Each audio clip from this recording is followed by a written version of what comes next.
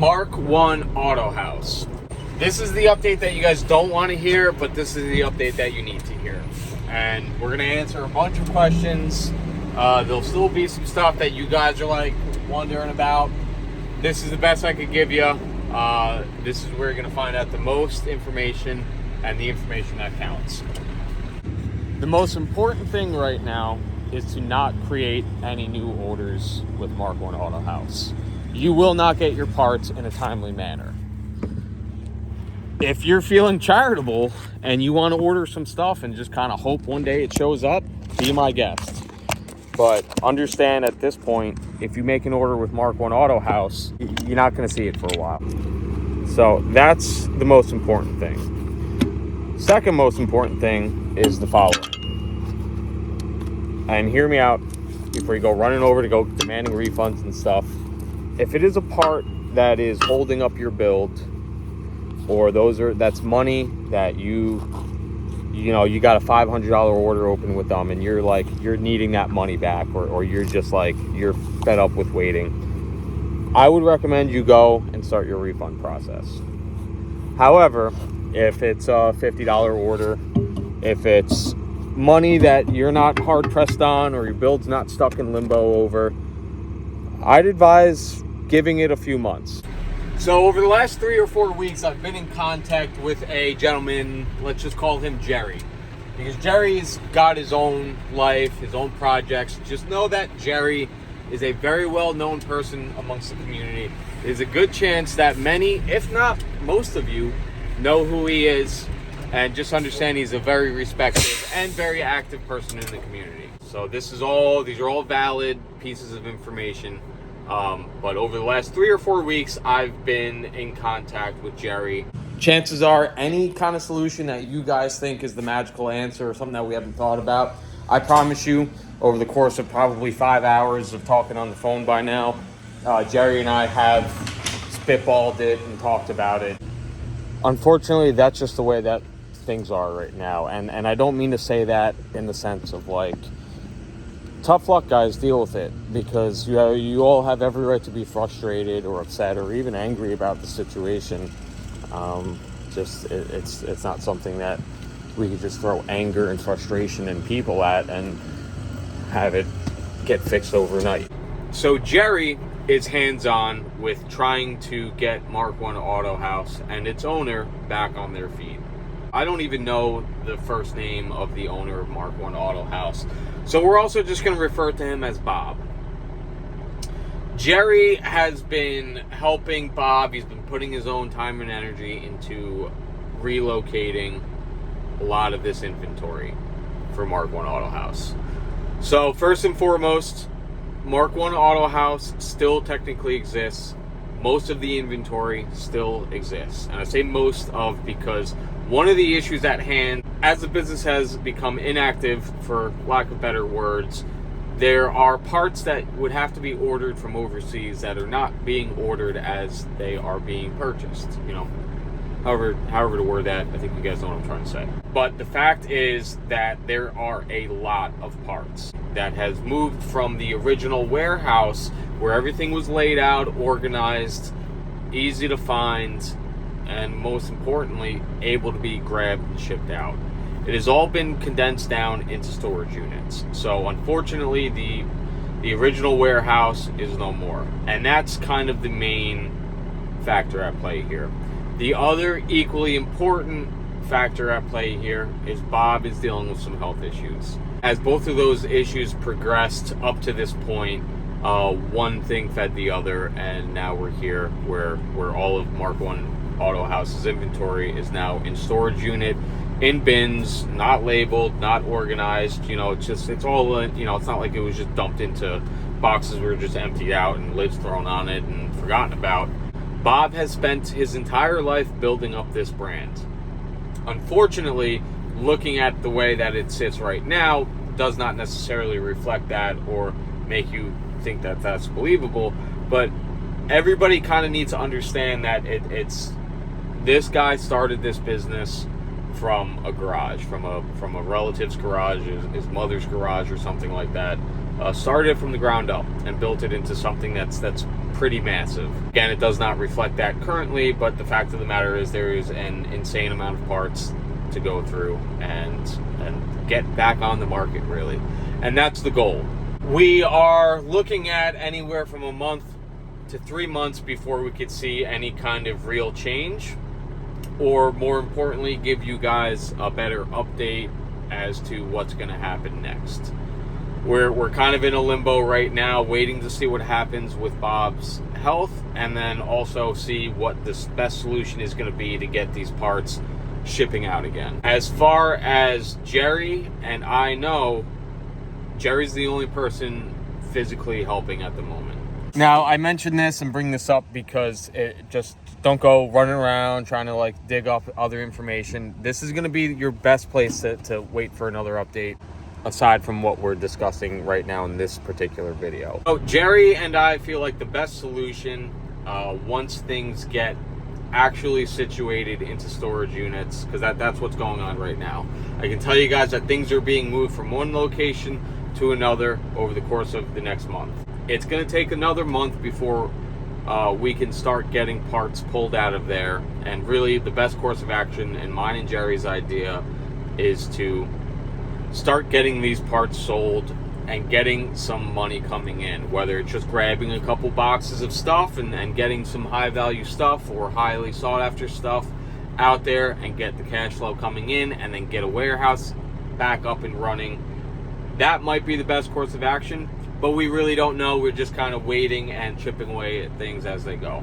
I say we, even though I'm just here as the voice, really. I'm making these videos and giving you guys some updates. So the most important thing right now, and the thing that you guys need to do first, is just do not make any new orders with Mark 1 Autohaus.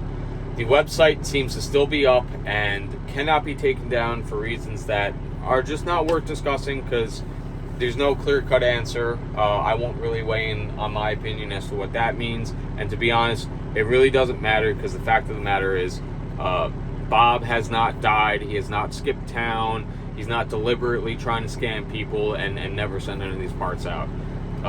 Word for word, he has said, I will make all these people whole. Jerry believes that and knows that that's the truth. In his heart, Bob wants to get this back up and going. So much so that it's not like just selling all the parts off to somebody else or handing the keys over to somebody else to all the parts is not an option.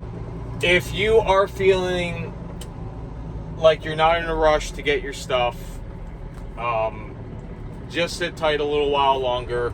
Don't be so quick to get your refund. If you are set on going to get a refund and getting your money back because you don't want to wait anymore, go straight to whoever you sent payment through, whether it's your credit card, PayPal. Just understand that this man is dealing with some actual real life issues, and we're just kind of hoping that comes out of it okay. Oh shit, there's a baby bear right there. Hey little fella, what are you doing? Hi. You look too young to be running around like this, dude. I know, you should stop playing in the road. You're a little too close to the road there, bud.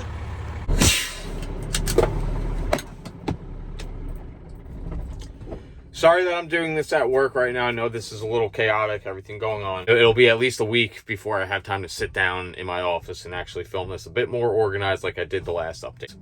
Better to get the information and update out sooner rather than later. If you guys happen to know who Jerry is, which there's a very good chance none of you have any idea who I'm talking about.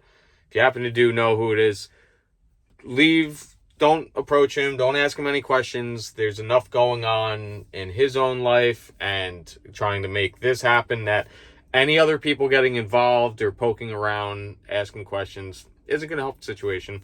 You're not going to get any other further answers than what I'm telling you here. Everything, the important need-to-know information has been addressed here.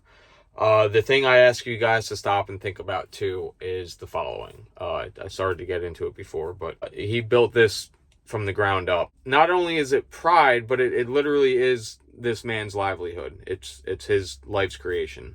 So it's not as simple as just saying, well, give us a price on the full inventory and somebody will buy you out, or give us the keys to the storage unit. It's just not that simple.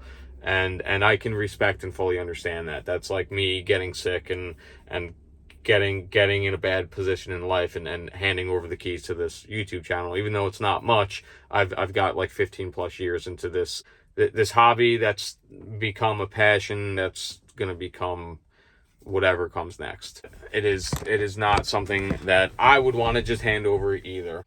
The main message here is Mark 1 Auto House technically still exists, though it's in a very less than ideal setup right now. I guess I'll have another update for you guys in a month or two. If we have one sooner, great, or it might not be great. I know this is a lot that I pretty much just vomited out into this video. I'm just trying to cover every last little base and scenario or suggestion that you guys are gonna think of to try and help, or question you're gonna have. Trying to cover it all in one shot. This is over the course of a 10-hour workday. I've been taking 2 minutes here, 5 minutes here to film my thoughts as they come to me.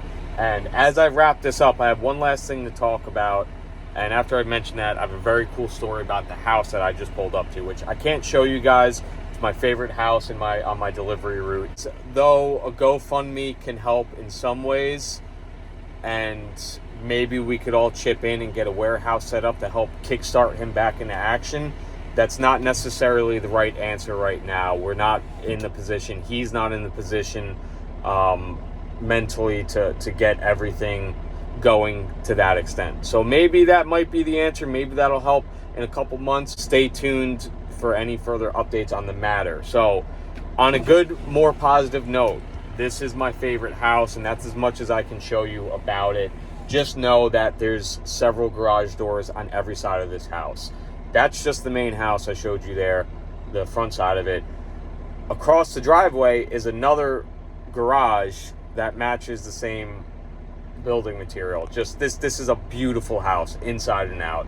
And I can't help but look at it and say there are some serious cars inside this place. The garage across the driveway is a 4-bay.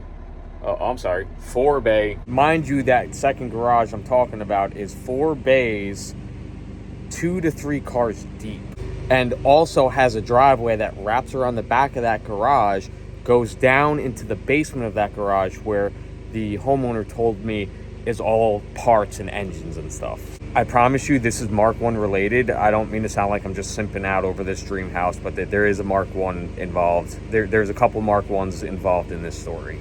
Like, that second garage alone looks like it had room for about 15 cars if you cram them all in there. At the time, he had about 8 or 10 in there. The second time I ever came here, the previous homeowner came out and said, hey, how's it going, yada yada yada. And I stopped him. I said, hey, I don't mean to be nosy and pry, but I can't help but notice that this is like a car enthusiast dream house. I noticed all the garage doors everywhere, and you just saw his face kind of light up, which was a nice response for once. The people in my route, they're kind of hard to talk to sometimes. They don't really particularly care to talk with us peasants. So I stop and I ask him, and he just kind of nods his head. He goes, yeah, we got a couple cars in here. And then I said, do you mind me asking what? And he goes, a couple old Porsches and some Lotuses. And I go, wow, that's really cool. I was just like, what kind of Lotuses? And because I could kind of peek through the window as I'm making the delivery into the other garage and see that there's a bunch of old 911s and stuff. So unfortunately, this guy sold the house about 2 years ago and took his awesome collection with him.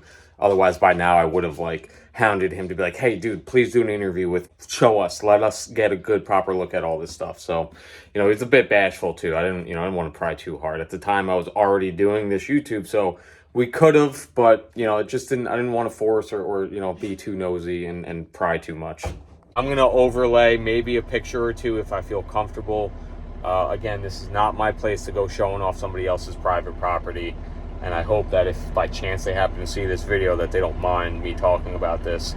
These pictures, I was able to dig them back up from the internet. They're still on a real estate website from when the house was being sold.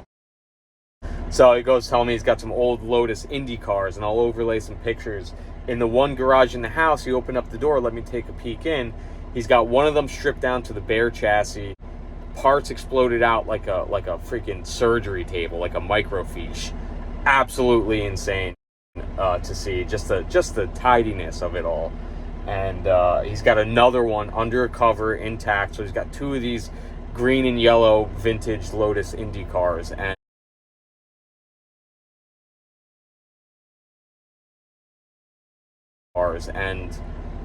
in front of them, again, a couple more Porsches. There was a total of like 15 cars here. And this is all going to come to a head. So I don't mean to just sit here bragging about, oh, listen to all these cool cars I came across. You should have been there type. He goes, so what about you though? It sounds like you know what you're looking at, or appreciate what you're looking at. Like, what about you? What do you have? I go, oh, nothing compared to this. I got just a bunch of old rabbits. And you see his smile just start growing ear to ear. And he goes, my wife and I had two 83 GTIs at one point, and they both got stolen. And it was like, pretty much that's about where our interaction stopped. I finished my deliveries. We both said, have a good day, good talk, and we carried on about our ways. And I'm just sitting there like, I wish I took the chance to stop and ask him, like how'd you go from 83 GTIs to this? Like, several $1 million car collection sitting in your garages.